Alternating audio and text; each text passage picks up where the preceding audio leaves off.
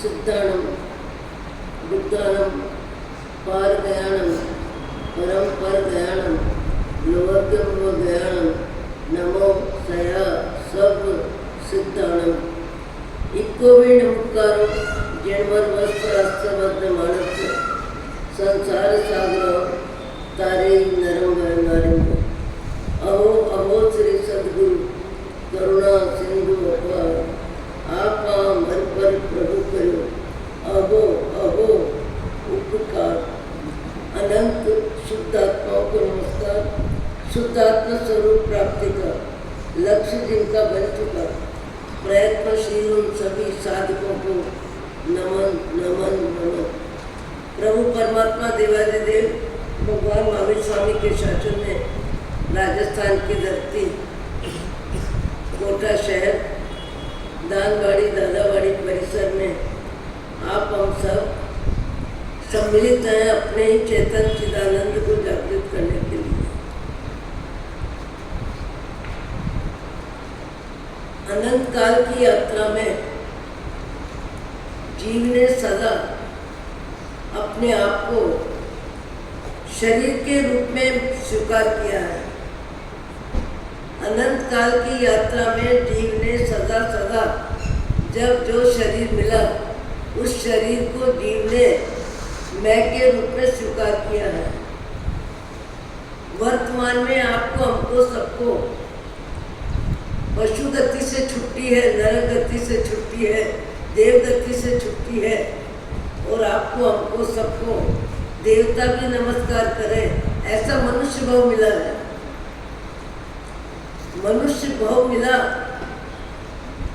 और मनुष्य भाव में आत्म कल्याण की रुचि यदि जागृत हो जाती है, मोह माया जीवन में कम होती है, राग द्वेष कम होता है, इंद्रियों का राग कम होता है, रत्ना वासना की वृत्ति कम होती है।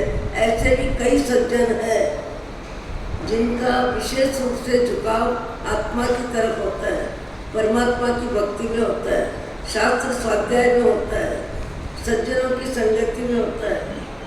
और बाह्य जगत जैसा जितना जिसके पास है उस पुण्य के उदय पाप के उदय को जीव स्वीकार करता है। पुण्य का उदय पाप के उदय को स्वीकार करता है और अपने भाव जगत को निर्मल बनाने की कोशिश करता है। पर जीवन में परिस्थितियां बदलती है, पुण्य पाप के झोंके आते हैं, पुण्य पाप के झूले में जीव झूलता है। कभी पुण्य का उदय प्रबल है, कभी पाप का उदय अधिक है, कभी शरीर में वेदना है, कभी परिवार में प्रतिकूलता है, कभी अर्थ संकट है, कभी विचार भेद है। कुछ न कुछ जीवन में परिस्थितियां बदलती रहती है और बदलती हुई परिस्थितियों में यहाँ पर राजा जिनका नाम क्या है शंख राजा अति राग में कलावती को जो महत्व दिया, जितना महत्व दिया, जैसा महत्व दिया उसकी व्याख्या करने की जरूरत नहीं, आप हम सब जानते हैं। जितना महत्व दिया कलावती को उसी स्तर में एक सामान्य निमित्त मिला और निमित्त भी केवल कल्पना है, अधिक सोचने की प्रवृत्ति है। बिना निर्णय किए, बिना दूरदर्शी से सोचे तत्काल राजा ने अपने भाव जगत को बदल लिया। और कितना बदला, जितना राग था उतना ही द्वेष भाव कलावती के प्रति आ गया। और निमित्त क्या मिला? बहुत बार निमित्त कल्पना होती है, निमित्त अनुमान होता है, निमित्त में सच्चाई नहीं होती है।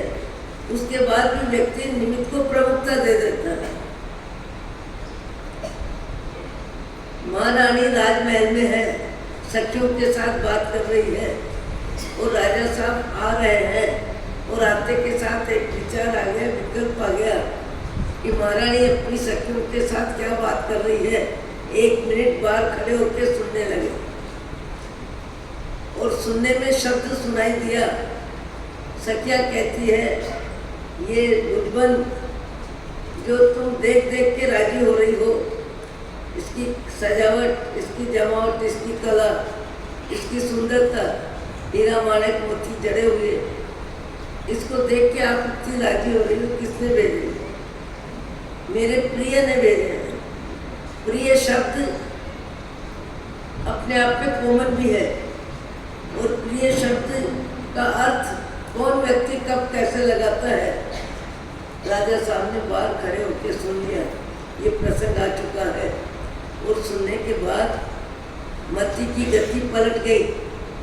मती की गति पलट गई, और जितना राग था उतना ही द्वेष, और द्वेष में जंगल में भी भेज दिया रानी को, हाथ कटवा के भी मंगवा लिए। उसका कोई और प्रिय है, ऐसा शब्द भी जिनको कानों में तकलीफ दे रहा है, मेरे सिवाय और कौन हो सकता है, और यदि है तो उसका जीवन समाप्त, रानी का जीवन समाप्त करने की मानसिकता में उसको जल्लाद के साथ, मंत्री के साथ मायाचारी की शब्दावली बोल के कि राजा साहब जंगल में गए हैं और आपको भी बुलाया है, वह वन विहार करेंगे, और महारानी चली जाती है, और जल्लादों ने हाथ काट के राजा को लाके दे दिया। ये प्रसंग यहाँ तक हो चुका है, और राजा को जैसे ही हाथ हाथ में आए और नाम पड़ा, ये जय कुमार विजय कुमार, ये तो कलावती के रियल माजाए भाई हैं, और भाइयों ने बहन को भेजा है। ओहो, अनर्थ अनर्थ अनर्थ हो गया, और ऐसा अनर्थ हो गया कि जिसकी पश्चाताप की अग्नि में मैं अपने जीवन को शेष रख नहीं सकता। गलती भी सामान्य नहीं है, अति अति अति में गलती की है, और उस गलती का प्रायश्चित मेरा अपना जीवन मुझे समाप्त करना है। इस परिस्थिति में फिर मंत्रियों ने क्या कहा? मंत्रियों ने कहा कि राजा साहब उतावला सो बावला, बिना सोच के बिना विचार के काम करना, इसका रिजल्ट है कि रानी के हाथ कटवा के आपने मंगवा लिए, रानी को जंगल में भेज दिया, अब पश्चाताप में स्वयं अपना जीवन समाप्त करना चाह रहे हैं। राजा साहब, बड़ा कि छोटा कुछ काम कीजिए, परंतु पूर्वा पर सोच लीजिए, बिना विचारे यदि काम होगा कभी न अच्छा परिणाम होगा। बिना विचारे यदि काम होगा कभी न अच्छा परिणाम होगा। राजा साहब, गलती पे गलती मत करिए। एक गलती तो पहले कर दी आपने, और ऐसी भयंकर गलती की है जिसकी पश्चाताप में आपको अपना जीवन समाप्त करने की मानसिकता बन रही है। आप प्रजा के राजा हैं, हजारों लाखों की जिंदगी के संचालक हैं। ऐसी गलती यदि आप करेंगे, और मान लीजिए किसी वजह से कलावती का भाग्य यदि प्रबल है, पुण्य का उदय है, और उसको कोई सुरक्षा मिल जाती है और व्यवस्था मिल जाती है और वो बच जाती है, और आप चले जाते हैं, तो आपके जाने का क्या अर्थ होगा? आपके जाने का क्या अर्थ होगा? मंत्री की बात सुन के क्षण भर के लिए राजा विचार में पड़ जाता है, और सोचता है ऐसा भी हो तो सकता है, जाको राखे साइया मार सके न को। यदि उसका पुण्य प्रबल होगा तो हो सकता है कलावती जीवित रह जाए और मैं ऊपर चला जाऊं। ऐसी जो मुनि मंत्री बात कह रहा है, इस बात में दम है, ये बात सोचने जैसी है। राजा की अक्ल ठिकाने आ रही है। हमारी अक्ल कब कितनी काम करती है, कैसे काम करती है, काम बिगाड़ती है, काम सुधारती है। कभी झगड़ा मोल लेता है व्यक्ति, कभी बीमारी मोल लेता है खाने पीने में भी, कभी संबंधों को बिगाड़ता है, कभी संबंधों को बनाता है। विचार विचार विचार, विचारों में व्यापकता होती है, विचारों में द्वेष होता है, विचारों में क्रोध होता है, विचारों में आसक्ति होती है, विचारों में तृष्णा होती है, विचारों में व्यक्ति विचार न करे ऐसे विचार भी होते हैं।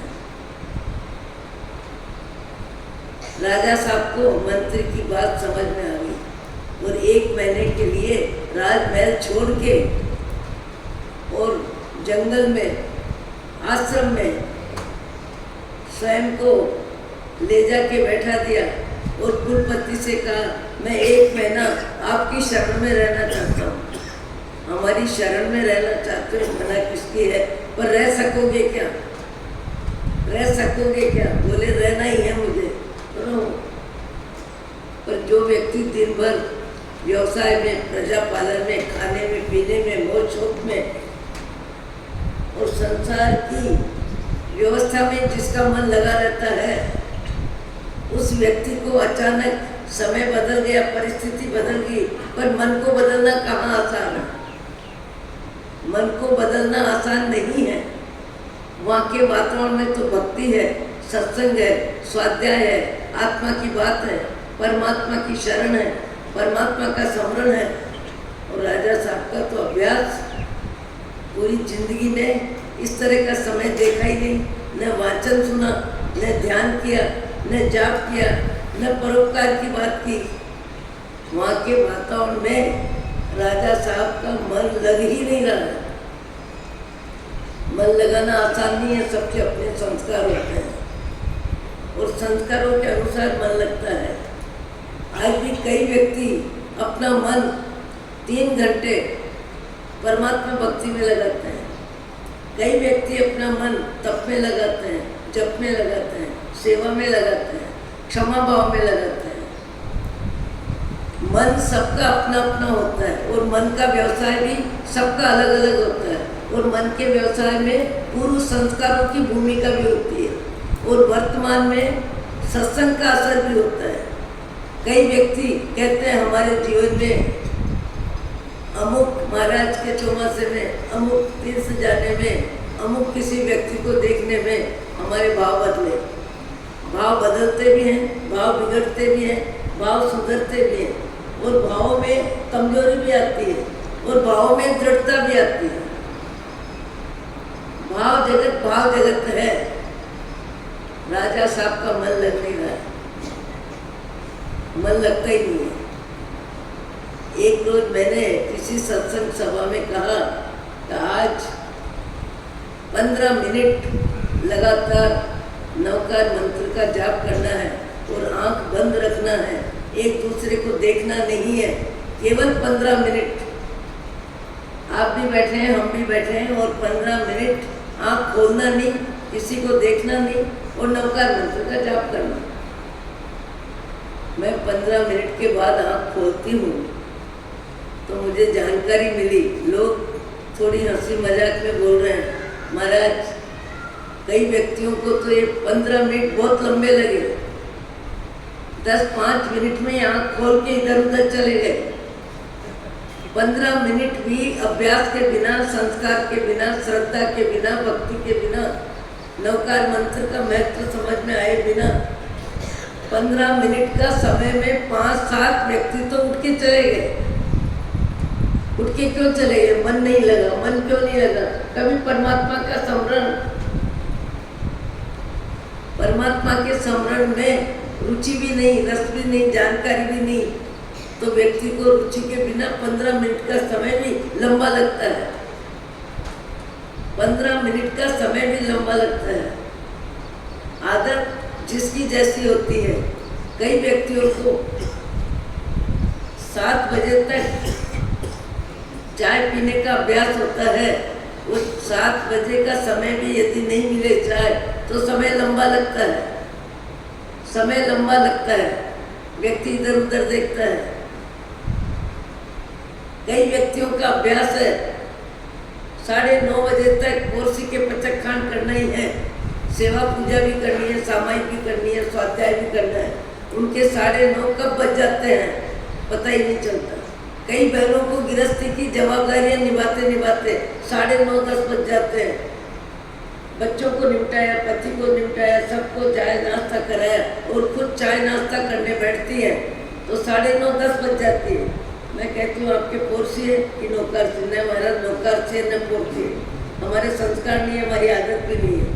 हम तो घर का काम करते करते हमारा समय निकल जाता है। घर का काम करते करते समय निकल जाता है, हम नौकर से कुर्सी समझते नहीं है क्या होती है। समय तो निकलता है, पर समय का उपयोग पचक खाने करने का अभ्यास जिनका नहीं होता है। अभी परसों ही जयपुर के एक श्रावक 83 वर्ष के श्रावक, जिनकी धर्म आराधना में रुचि शुरू से थी, सामायिक करना, पूजा करना, दिव्यार चौव्यार करना, सब धार्मिक प्रवृत्तियों में मासिक श्रवण किया था उन्होंने। एक बार क्रांति सागर जी महाराज के चौमासे में उस व्यक्ति को 83 वर्ष या 86 वर्ष जो भी होंगे, अपने बहनों का देहांत हो गया, वहाँ जाके आए, बहन से मिलके आए, छोटी बहन थी, और फिर रात को आके विश्राम किया, और विश्राम करके 12 बजे उठते के साथ कहते हैं कि मेरे को जरा अच्छा नहीं लग रहा है। पत्नी कहने लगी कुछ लगाते हैं, बेटे बहू सबको बुला लिया। 5 मिनट में उनकी जीवन लीला समाप्त हो गई। पर उनके चौव्यार के पचक खान थे, वो चौव्यार रोज करते थे, प्रतिकोण रोज करते थे। उस दिन प्रतिकोण इसलिए हुआ कि बहनों जी की अग्नि संस्कार में जाना पड़ा, पर चौव्यार का पचक खान उनके था। चौव्यार वो रोज ही करते थे, पूजा रोज ही करते थे, और अभी तो व्याख्यान में विचक्षण भवन में होने से वो रोज आते थे। दोपहर को स्वाध्याय में बैठते थे। उम्र कितनी है? 83 वर्ष की, और घर से उपासना करीब 5 मिनट लगे चल के आने में।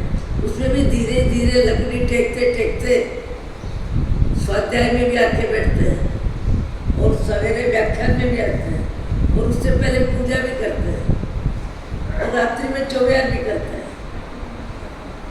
और उसके बाद जब तक नींद नहीं आती है, नवकार मंत्र का जाप करते हैं। संस्कार अपने अपने हैं, संस्कार अपने अपने हैं, अभ्यास अपना अपना है, रुचि अपनी अपनी है। कई व्यक्ति 1 घंटे का समय बातचीत में, पेपर देखने में, या मोबाइल देखने में, या टीवी देखने में 1 घंटा क्या कई समय निकल जाए, पर उनको भाव ही नहीं आता कि एक समय कर लेते, पर उनको भाव ही नहीं आता 10 मिनट जाप कर लेते, पर भाव ही नहीं आते, क्योंकि पूर्व संस्कार भी नहीं, और वर्तमान में भी संस्कार स्वाध्याय में, सत्संग में, गुरुजनों के पास बैठ के अपने संस्कार बदलने का प्रयत्न ही नहीं किया, परिश्रम ही नहीं किया, कोशिश ही नहीं की। अब जिस व्यक्ति के प्राण 5 मिनट में निकले, केवल पत्नी को कहा कि मेरे को ठीक नहीं लग रहा, और थोड़ा सा नाक में खून आया, और 3 मिनट में तो हम शांति हो गई। डॉक्टर आके कहने लगा क्या देखे किसको देखे, है ही नहीं, क्या देखे किसको देखे, है ही नहीं, है ही नहीं, कौन नहीं है, शरीर तो जो का त्यों पड़ा है। 5 मिनट पहले जो शरीर था, 5 मिनट में शरीर में क्या परिवर्तन आया होगा? शरीर जो का त्यों है, 5 मिनट में प्राण पखेरु उड़ गए, आत्मा शरीर बदल लिया। इतना सूक्ष्म समय होता है, और डॉक्टर ने आके कह दिया कि अब क्या है, अब कुछ भी नहीं है। कुछ क्या नहीं है, हम जिसको महत्व देते हैं वो सब कुछ है। शरीर है, परिवार है, मकान है, दुकान है, पैसा है, जमीन जायदाद है, जेवर है, कपड़ा है, 2 बेटे बहू खड़े हैं, पत्नी खड़ी है, क्या नहीं है? क्या नहीं है जाने वाले के लिए? डॉक्टर ने कैसे कह दिया कि अब कुछ नहीं है, अब कुछ नहीं है, इसका मतलब क्या हुआ? हम इस बात को स्वीकार नहीं करते हैं। अभी 1 घंटे पहले एक बहन बात ही बात में पहले तो कहने लगे मुझे डर लगता है अब तक आने में। मैंने कहा ये भी कोई विशेष बात है, काफ़ी लोग कहते हैं मणिपुर का डर लगता है। फिर परिचय देने लगे, थोड़ा मन खुल गया, बोले 2 लाइन बोलने की मुझे इजाज़त देना। मन खुल गया तो परिचय, परिचय और परिचय, परिचय, कितना परिचय, सब रिश्तेदारों का परिचय। मैं मन में सोच रही थी महाराज को इस परिचय को सुन के क्या मतलब है, क्या मिलने वाला है, क्या लेना देना है। वो बोलते जा रहे हैं, हमारे कान सुनते ही नहीं है, सुनने में मन ही नहीं लग रहा है, बात ही नहीं है, क्या लेना क्या देना। अनंत काल की यात्रा में हर भव में जीव ने संसार बसाया है और हर भव में जीव का संसार उखड़ा है। कौन सा भव है जहाँ संसार न उखड़ा हो, परिवार न बदला हो, धन धरती न बदला हो, शारीरिक सुख दुख न बदले हो। आज आप हम सब अपनी आंखों के सामने देख रहे हैं, कबूतर क्या खाते हैं, चिड़िया क्या खाती है, ये आपके राष्ट्र पक्षी जिसका नाम क्या है, मोर, वो क्या खाता है।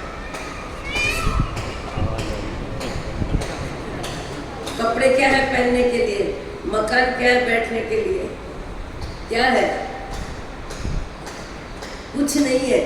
फिर भी मोह माया में मन व्यस्त है, वहाँ भी तेरा मेरा है, वहाँ भी राग द्वेष है। आहार संज्ञा, भय संज्ञा, मैथुन संज्ञा, परिग्रह संज्ञा, चार संज्ञा सब जीवों में हर समय रहती है, हर समय रहती है। जो जिस शरीर में भी जाए, आपको सुन के अजीब लगा होगा, लगना ही चाहिए कि सुअर जैसा सुअर आपका रोटी खाने में, सब्जी दाल चावल खाने में, सीरा खाने में या साटा रोटी खाने में जितना मन लगता है, जीव को जब जो शरीर मिलता है उस शरीर के अनुसार उसके भाव बदल जाते हैं। सुअर को बिट्टा खाने में भी उतनी रुचि है जितनी रुचि आपकी दाल चावल रोटी सब्जी खाने में।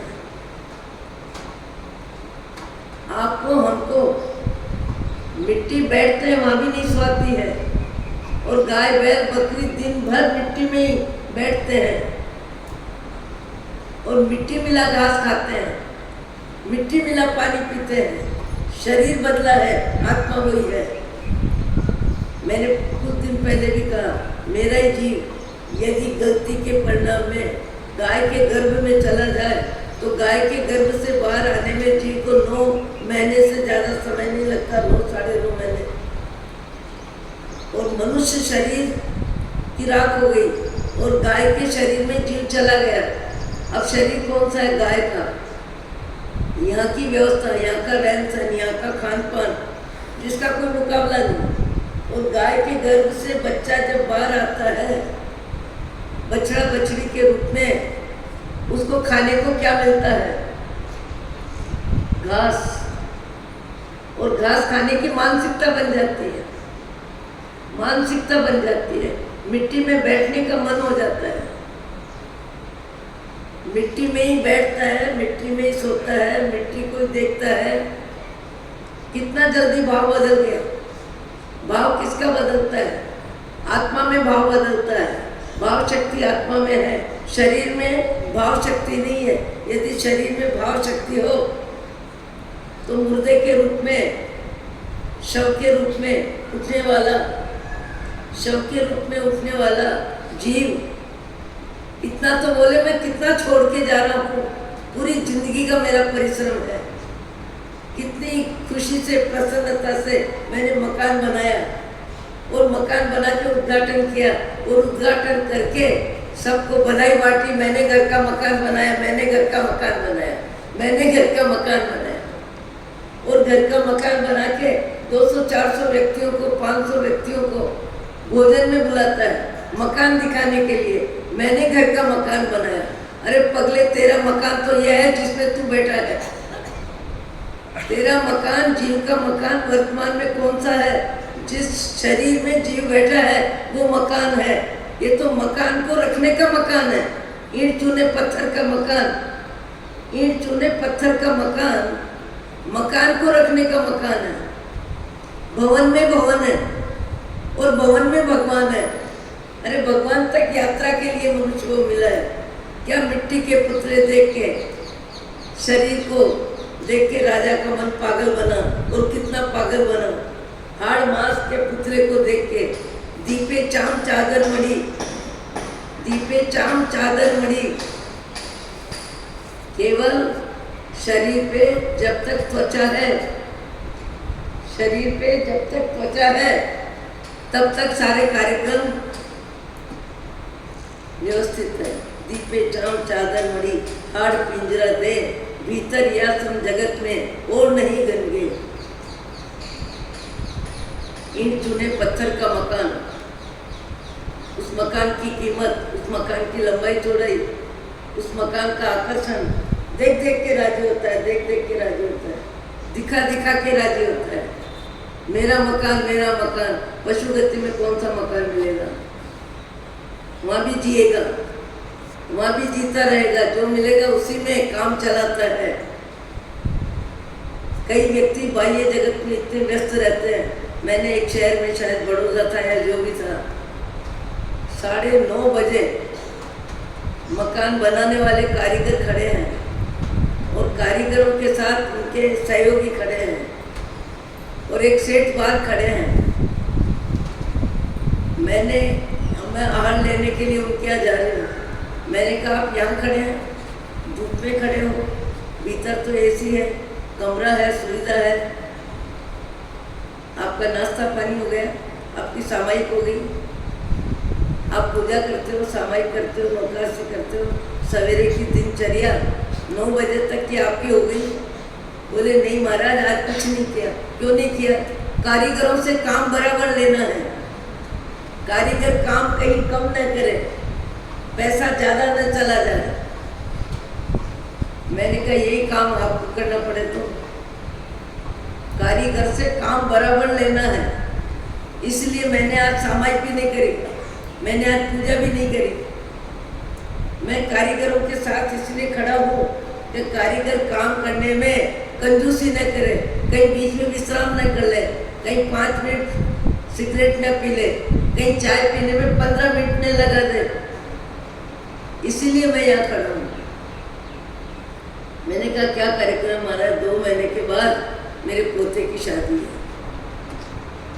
उसकी तैयारी में लगा हूँ। तैयारी में लगा हुआ व्यक्ति, नाम बताऊं तो आप ध्यान भी जाए, ऐसे व्यक्ति के बारे में मैंने सुना 15 दिन में उनके शरीर की ओम शांति हो गई, शरीर बदल गया, परिवार बदल गया, मकान छूट गया, परिवार छूट गया, पोते की शादी होगी। पर पोते की शादी देखने के लिए दादा पता नहीं किस शरीर में चला गया, किस शरीर में चला गया, कर्मों के अनुसार शरीर बदल गया। और जो शरीर बदल गया वहाँ सब कुछ बदल गया। उसको न परिवार याद है, न मकान याद है, न कारीगर याद है, न शादी का माहौल याद है। शरीर बदलते के साथ जीवन की सारी व्यवस्था बदल जाती है। उसको ये भाव बिल्कुल याद नहीं रहता है। और कुदरत ने जो किया, कमाल किया। यदि व्यक्ति को यहाँ का सुख सुविधा का जीवन याद रहे और पशु गति में यात्रा हो जाए तो जीव दोनों तरफ सोच सोच के ही हैरान हो जाएगा, मैं कहाँ से कहाँ आ गया, मेरी सुविधा छूट गई, मेरा सुख छूट गया। कुदरत ने कमाल किया है कि कहाँ से आए हो किसी को जानकारी नहीं दी, कहाँ जाना है किसी को जानकारी नहीं दी। ये कुदरत ने कमाल किया है। मुझे तो लगता है कुदरत से अधिक कोई संसार में कलाकार हो ही नहीं सकता। तुमको जितना बनाना है, जितना बढ़ाना है, जितना कमाना है, जितना व्यवसाय में समय लगाना है, जितना नाम कमाना है, जितने दाम का ढेर करना है, जितना करना हो कर लो। अगले भाव में न नाम रहेगा न दाम रहेंगे। यहाँ का सारा यहीं छूटेगा और छोड़ना भी नहीं पड़ेगा, छूट जाएगा। छोड़ना भी नहीं पड़ेगा, छूट जाएगा। छोड़ना पड़े तो व्यक्ति सोचता है आई भी करूँ कि एकांत ना करूँ। आदमी सोचता है बेहद ना करूँ कि खुला रहूँ, ये साड़ी पहनूँ कि वो साड़ी पहनूँ, इस कार्यक्रम में जाऊँ कि उस कार्यक्रम में जाऊँ। इतनी सोचने की व्यवस्था है। पर भाव बदलने के बाद यहाँ का सारा पसारा, यहाँ का परिग्रह, यहाँ का परिचय, यहाँ मोह माया की जिंदगी 0 पॉइंट। सारा परिश्रम पानी। अगली यात्रा में जीव गया नहीं और यहाँ का 60-70 वर्ष की जिंदगी का परिश्रम पानी है। भाव जगत उसके साथ जाता है।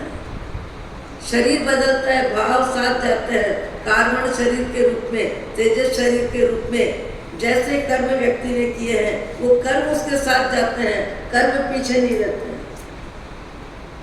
राजा साहब हैरान परेशान। एक महीना कैसे बीतेगा, कब बीतेगा, क्या करूं? ये सब तो कभी स्वाध्याय करते हैं, कभी जाप करते हैं, कभी ध्यान करते हैं, उनका मन किसी में नहीं लगता है, केवल करने वालों को देखते हैं, इधर उधर झांकते हैं। समय लंबा लग रहा है, समय बीते नहीं बीत रहा है, भगवान का नाम लेने में जिह्वा हिलती नहीं है। मोह माया याद आ रही है, मैंने क्या किया, पत्नी के साथ क्या किया, मेरा राजपाट छूट गया, ये हो गया, वो हो गया। अपना बीता हुआ जीवन बिताने में ही वर्तमान का 1 महीने का समय बिता रहा है। 1 महीना होने को आया, दिन गिनते गिनते खूब लंबे लगे। जहाँ व्यक्ति का मन नहीं लगता है वहाँ समय लंबा लगता है, जहाँ व्यक्ति का मन नहीं लगता है वहाँ समय लंबा लगता है। अनबन हो, बातचीत ना होती हो, संबंध अच्छे नहीं हो, और यदि किसी वजह से 1-2 भाइयों को एक पार्टी में जाना हो और आस पास बैठना पड़े तो व्यक्ति सोचता है मैं कितना जल्दी यहाँ से उठूं, जगह बदलूं या कार्यक्रम पूरा करके जाऊं।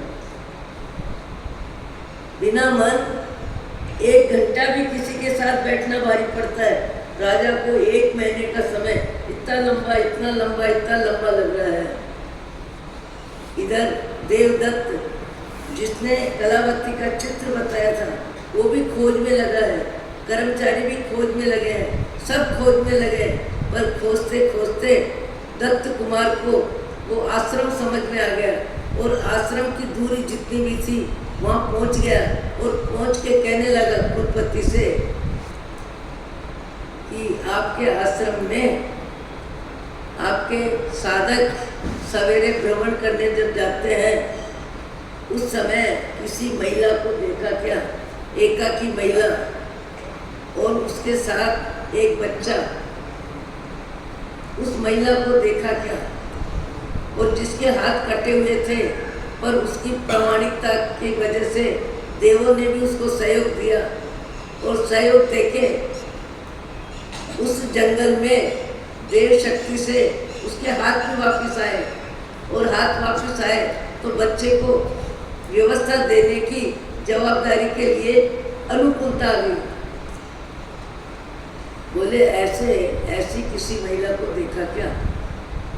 उस समय कुलपति आश्रम में साधक जितने साधक है उनकी व्यवस्था में, उनके समय के सदुपयोग में, उनकी जवाबदारी में, उनके अनुशासन में जिनकी भूमिका है, वो मुख्य व्यक्ति आश्रम के वहाँ बैठे हैं और उनको पूछा। उन्होंने कहा कि हाँ, इस प्रकार हमारे साधक सवेरे घूमने गए थे और एक महिला को देखा, महिला पुरुष को देख के बहुत घबराई, पर हमारे साधक ने, आश्रम के कुलपति बता रहे हैं, हमारे साधक ने दूर से ही बहन को कहा, बहन घबराना मत, परेशान मत होना, मैं तुम्हारे माँ जाए भाई से भी ज़्यादा सात्विक विचारधारा वाला व्यक्ति हूँ, तुमको मेरे से कोई तकलीफ नहीं होगी, मैं तुम्हारे जीवन में कोई असुविधा की व्यवस्था देने वाला नहीं हूँ, तुम निश्चिंत रहो, शांत रहो। जैसे जैसे वो निकट आता गया, आने के बाद सारी परिस्थिति सुनी और कलावती कहती है कि मुझे ऐसी जगह मिल जाए जहाँ मेरा जीवन सुरक्षित रहे, जहाँ मुझे रोटी मिल जाए, जहाँ मेरे बच्चे को दूध मिल जाए, इतनी व्यवस्था हो।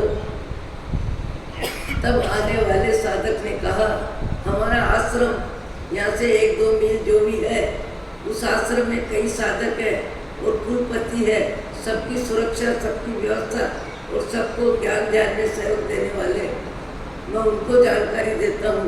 और उनकी अनुमति से कलावती वहाँ पहुँच जाती है और पहुँच के अपनी साधना में लग जाती है।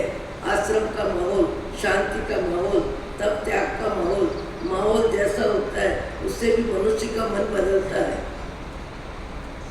तो यहाँ आने वाले दत्त कुमार को आश्रम के कुलपति कह रहे हैं ऐसी एक महिला आई है, उसके साथ एक बच्चा भी है, वो भीतर में है और अपनी साधना में सुरक्षित है, महिलाओं के साथ रहती है। दत्त कुमार को लगा वो कलावती है, कहा आप उस बहन को बुला दें, उस बहन को बुला दें। कुलपति ने कलावती बहन को कहा, तुम्हारी जानकारी लेने, तुम्हारी पूछताछ करने कोई व्यक्ति यहाँ आया है और तुमसे मिलना चाहता है, तुम भीतर से बाहर इधर आ जाओ। कलावती जैसे ही आती है, कलावती जैसे ही आती है, देखती है ये कोई और नहीं, ये तो दत्त कुमार है, जिसने राजा को मेरा चित्र बताया था, राजा को मेरा चित्र बताया था। राजा कौन? शंख राजा को मेरा चित्र बताया था, वही दत्त कुमार है, मेरे भाई से भी ज्यादा है। तुम कैसे आए यहाँ पर? तुम कैसे आए यहाँ पर? देख के चौंक जाता है वो और आंखों में आंसू आ रहे हैं। बहन, मजबूरी, लाचारी, व्यवस्था, जो भी परिस्थिति है, राजा साहब 1 महीने से आश्रम में बैठे हैं, एक एक दिन गिन रहे हैं, पश्चाताप की अग्नि में उनका मन अति अशांत है। तुम्हारे साथ जो किया और सच्चाई मालूम पड़ी कि ये कंगन किसी और ने नहीं भेजे, ये तो केवल भाई ने भेजे हैं। उसके बाद तुमको जो कष्ट दिया उससे कई गुना कष्ट वो मन में झेल रहे हैं और अपनी जिंदगी समापन करना चाहते हैं। ये तो हम लोगों ने उनको बहुत कोशिश करके समझा के 1 महीने के लिए आश्रम में भेजा है। कलावती को आने वाला दत्त कुमार कहता है, बहन तुम्हारी महानता इसी में है कि उनकी गलतियां जो भी हुई, जैसी हुई, जितनी हुई, सबको दिल दिमाग से निकाल के राजा के प्राण बचाने के लिए तुमको राजा साहब तक चलना है, उस आश्रम तक चलना है और राजा की जिंदगी बचाना है।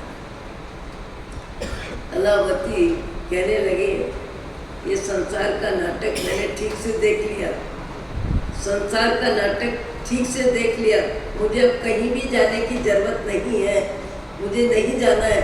मुझे तो ऐसे सात्विक वातावरण में अपनी आत्मा की शुद्धि में पुरुषार्थ करना है। दुनिया देख ली, दुनिया को देख ली और दुनिया से जी भर गया, दुनिया से जी भर गया। मुझे दुनिया देखने के लिए नहीं चलना है। दत्त कुमार ने जैसे तैसे समझाया और समझा के कहा, बहन सारे अपराध माफ करो, सारे अपराध माफ करो। महान व्यक्ति दूसरों के अपराध माफ करता है, सामान्य व्यक्ति अपराधी के अपराध को दिल दिमाग में जीवन पर्यंत रखता है और जिसने जो गलती करी, जो तकलीफ दी, उससे भी ज़्यादा गलती करने के लिए अपने मन को तैयार करता है। मुझे ध्यान है, इंदौर में सुभाष चौक बाजार में पंडाल में व्याख्यान चालू था। उस समय एक व्यक्ति निकल रहा होगा, उसने जब मुझे 1.5 बरस के बाद बताया तब मालूम पड़ा कि एक व्यक्ति जब बाहर से निकल रहा था, उसने आवाज़ सुनी और उसको आवाज़ में कुछ आकर्षण लगा और उसने सोचा ये आवाज़ जिसकी भी है, मैं पंडाल में तो कोई भी व्यक्ति जा सकता है, खुले वातावरण में जब व्याख्यान होता है तो हर व्यक्ति की जाने की हिम्मत होती है, कोई मना नहीं करता। वो व्यक्ति कहने लगा, मुझे 1.5 बरस के बाद जब मेरा चौमासा जानकी नगर था, हेम प्रज्ञा जी एक बार गिर चुके थे, उनकी शारीरिक व्यवस्था में 2 चौमासे किए थे। तो ऐसी स्थिति में वो 1.5 बरस के बाद मुझे बता रहा था। जब मैंने पूछा, आप बराबर आते जा रहे हो, कौन हो, कहाँ से आते हो, क्या बात है, तब उसने बताया मैं तेली जाति से हूँ। 1.5 बरस पहले मैं सुभाष चौक से निकल रहा था और सुभाष चौक से जब निकल रहा था तब मैंने आपकी आवाज़ सुनी, मुझे आवाज़ में कुछ आकर्षण लगा, मैं भीतर आ गया और भीतर आने के बाद मेरा भाव जगत इतना बदला क्योंकि मेरे मामा ने मेरे भाई की ज़िंदगी ख़त्म कर दी किसी निमित्त को लेके। तो मेरे मामा के परिवार के प्रति मेरा द्वेष इतना ज़्यादा कि मुझे तो मरना पड़ेगा, आजीवन जेल भोगनी पड़ेगी, पर मामा के पूरे परिवार को खत्म करना है। और सारा षड्यंत्र बना लिया। और मैं वहाँ जा रहा था और बीच में सुभाष चौक में मुझे आवाज़ सुनाई दी। मैं भीतर आ गया। भीतर में जैसा विषय चल रहा था, मेरे भाव में परिवर्तन हुआ। और परिवर्तन होने के बाद 1.5 बरस से मैं एक जैन बंधु के साथ आपके सत्संग में आता हूँ। और अब तो मुझे आप ये बताइए कि मैंने भाई के मामा के परिवार को मारने के जो भाव किए, उन भावों से मेरी कैसे मुक्ति हो? उन भावों के आधार पे जो मैंने कर्म बंधन किए, वो कर्म मेरे कैसे क्षय हो? 1.5 बरस से वो व्यक्ति आता है, मैंने कभी देखा नहीं। जब देखा तब वो बोल रहा है कि मैंने मामा के परिवार को मारने का जो पूरा षड्यंत्र किया, वो भाव तो मेरे बदल गए, उस व्याख्यान में ही बदल गए। पर अब मुझे ये जानकारी चाहिए कि वो कर्म के बंधन में मेरी मानसिक भूमिका बनी, वो कौन से प्रायश्चित से वो पाप मेरा खत्म हो, वो मेरा पाप खत्म हो। व्यक्ति के जीवन में कब परिवर्तन आता है, कितना परिवर्तन आता है, कैसे परिवर्तन आता है, मैं ये नहीं कहने जा रही कि मेरे सुनाने की वजह से उसका परिवर्तन हुआ। सुनाने की वजह से परिवर्तन हो तो पहले तो सुनाने वाले का ही परिवर्तन हो। सुनाने वाले का ही परिवर्तन पहले होना चाहिए। जितना बोलते हैं उतना जीता कौन है? जितना बोलते हैं उतना जीते नहीं है। यदि बोलने से फर्क पड़े तो सबसे पहले तो मेरा जीवन बदलना चाहिए पूरा। और यदि सुनाने से किसी का जीवन बदलता है तो सबका जीवन बदलना चाहिए। जिसका जीवन बदलता है, जितना जीवन बदलता है, सबकी अपनी योग्यता होती है। उपादान की योग्यता, उपादान कहते हैं आत्मा को, उपादान की योग्यता पे निमित्त असर करता है। शरीर में बीमारी मुक्त होने की क्षमता होती है, तब डॉक्टर का इलाज काम आता है। इलाज काम आता है, पर कब आता है? जब भीतर में शरीर में क्षमता होती है उस दवा को झेलना, इंजेक्शन को झेलना, और शरीर में परिवर्तन होता है। कई व्यक्ति रोगी की स्थिति में डॉक्टर के यहाँ जाते हैं, डॉक्टर कहते हैं अब कुछ होने का नहीं है। परिवर्तन अपनी अपनी योग्यता से होता है, परिवर्तन अपने अपने भावों से होता है। भावों में जब परिवर्तन आता है तब व्यक्ति जीवन में झांकता है और झांक के सोचता है अभी तक की जिंदगी में मैंने कौन कौन से ऐसे पाप किए जिन पापों का भुगतान मुझे त्रिंच गति में जाके करना पड़ेगा। अपनी जिंदगी में कब कौन सा पाप किया, कितना पाप किया, और कितने पाप को मैंने भीतर में गुप्त रखा है। 1-2 पाप ऐसे भी होंगे किसी के सामने प्रकट नहीं हुए होंगे, भले किसी के सामने प्रकट न हो, पर उसका भुगतान तो जीव को करना पड़ेगा। मैंने कहा कि मैंने इसलिए नहीं सुना रही हूँ कि मेरी आवाज़ से उसका परिवर्तन हो गया। उसका परिवर्तन अपनी योग्यता से हुआ, अपने भाव से हुआ। एक अध्यापक सबको शिक्षा देता है और सबके रिजल्ट अलग अलग बनते हैं। अलग अलग रिजल्ट क्यों बनते हैं, नंबर अलग अलग क्यों आते हैं? सबकी अपनी अपनी क्षमता होती है, अपनी बौद्धिक क्षमता होती है, पढ़ने में रुचि होती है, लगन होती है। कोई भी व्यक्ति, कभी भी वक्ता ये नहीं सोचता है कि मेरी वजह से किसी का भला हो गया। जिसका भला हुआ उसकी भावना से हुआ है, उसके भावों से हुआ है, उसकी योग्यता से हुआ है। अपनी योग्यता अपने काम आती है, जिसकी योग्यता जिसको काम आती है। कई व्यक्ति ऐसे होते हैं जो जीवन के कई पापों का प्रायश्चित करते हैं और इसी भाव में प्रायश्चित करते हैं, और प्रायश्चित भी इतना ज़्यादा करते हैं कि जिससे उनके पाप धुल जाते हैं। यहाँ पर